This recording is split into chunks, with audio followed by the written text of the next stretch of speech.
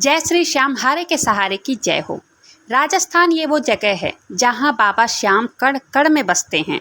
उनकी महिमा, उनके चमत्कार, उनकी लीलाएं कोई क्या जाने, लेकिन कभी कभी उनकी अनोखी लीलाएं, उनके चमत्कार सबसे साधारण इंसानों पर भी हो जाती है।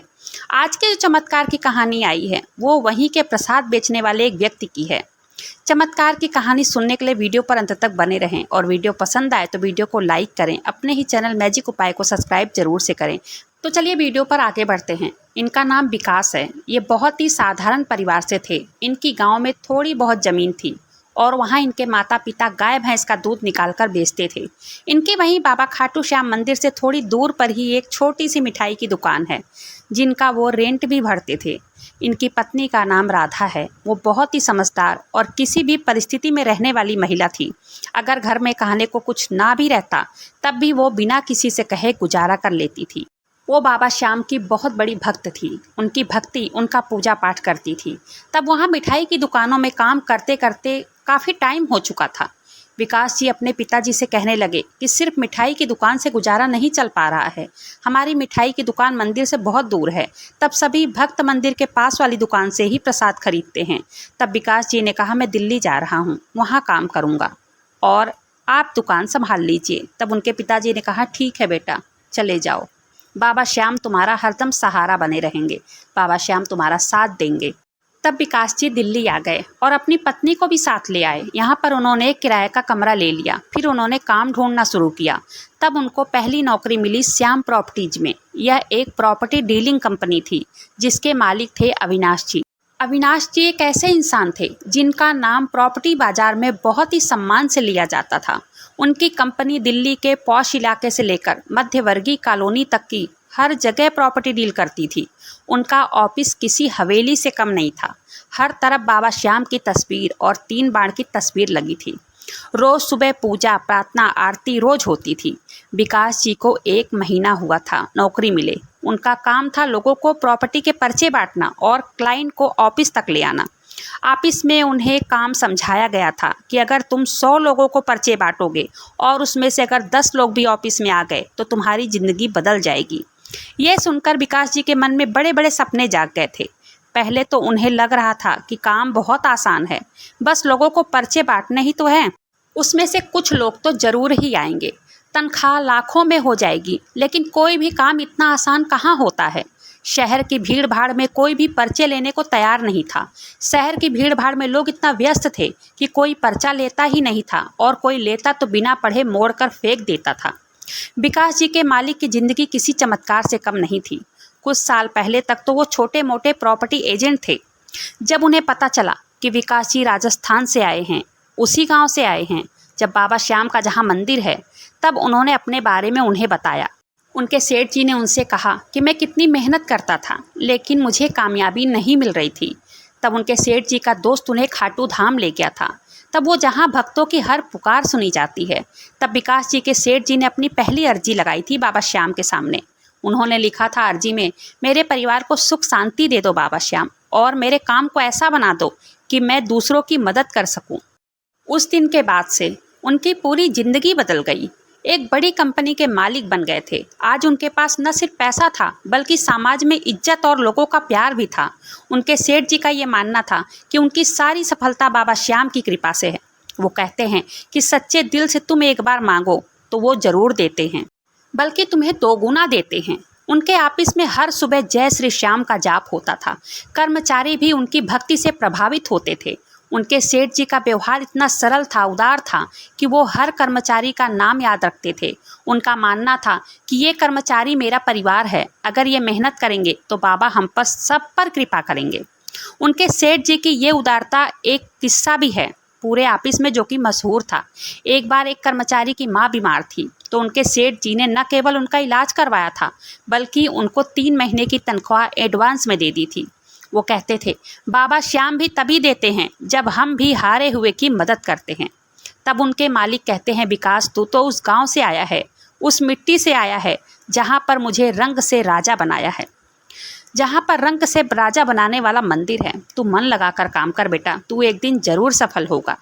तब विकास जी रोज सुबह उठते, घर से निकल जाते, पर्चे बांटते, लेकिन कोई भी क्लाइंट ऑफिस नहीं आता। तो इनको डर था कि कहीं मालिक मुझे काम से न निकाल दे।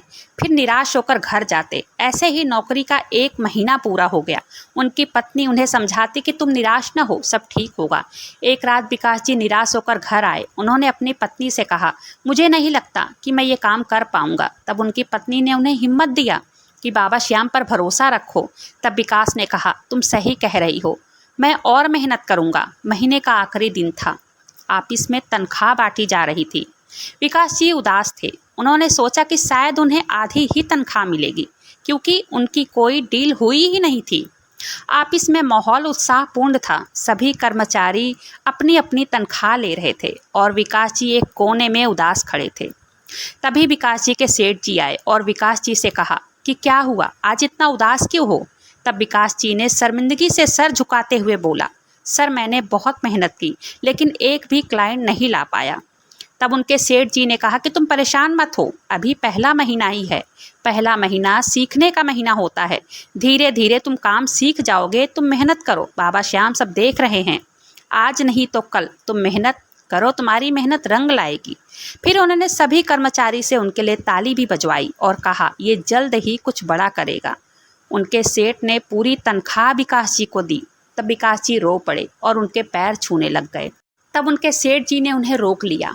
उन्होंने कहा, मेरे पैर मत छू, बाबा श्याम के पैर छू और रोज सुबह जय श्री श्याम बोलकर ही काम तू शुरू कर। इनकी पूजा कर, तब देख तुझे कैसे आगे ये ले जाते हैं।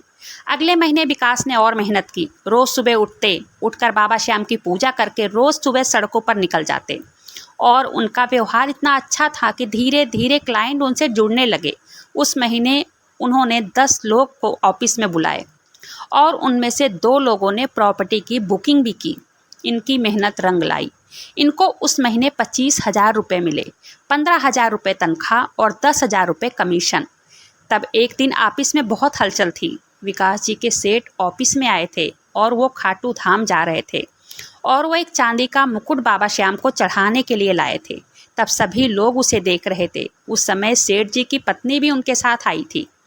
तब उनकी पत्नी बहुत घमंडी औरत थी। विकास जी ने जैसे ही मुकुट की तरफ हाथ बढ़ाया, उठाने के लिए, देखने के लिए कि देखूं मुकुट कितना भारी है या हल्का है, ये बाबा श्याम के ताज बनेगा, बाबा श्याम को चढ़ाने के लिए ले जा रहे हैं, थोड़ा सा देख लूं। तब उनकी पत्नी ने जोर से डांटा और बदतमीजी से उन्हें गालियां देने लग गई। तब विकास जी के सेठ जी ने अपनी पत्नी की तरफ से विकास जी को सॉरी बोला और अपनी पत्नी को चुप रहने को कहा। तब विकास जी घर आकर अपनी पत्नी से सारी बातें बताई। उन्होंने रोते हुए कहा कि मैं काम छोड़ रहा हूँ, बहुत बदतमीज औरत है, मुझे सबके सामने डांटा। पैसा बहुत ज़रूरी होता है जीवन जीने के लिए। तब उनकी पत्नी ने कहा, कोई बात नहीं है, छोड़ दो। पैसा जितना ज़रूरी होता है, लेकिन इज्जत भी तो ज़रूरी होती है। इज्जत उससे बड़ी है। तुम्हें सोचने की ज़रूरत नहीं है। तुम्हारे सेठ ने बताया था ना, उन्होंने बाबा श्याम की अर्जी लगाई थी, तो तुम भी अर्जी लगाओ, वो सब ठीक करेंगे। अगले दिन विकास जी ने एक छोटी सी बाबा श्याम की तस्वीर खरीदकर घर में रखी और उनकी पूजा पाठ करने लग गए। वो रोज़ सुबह जय श्री श्याम बोलकर घर से निकलते। उन्होंने फैसला किया कि वो अब नौकरी नहीं करेंगे, अपने दम पर कुछ करेंगे।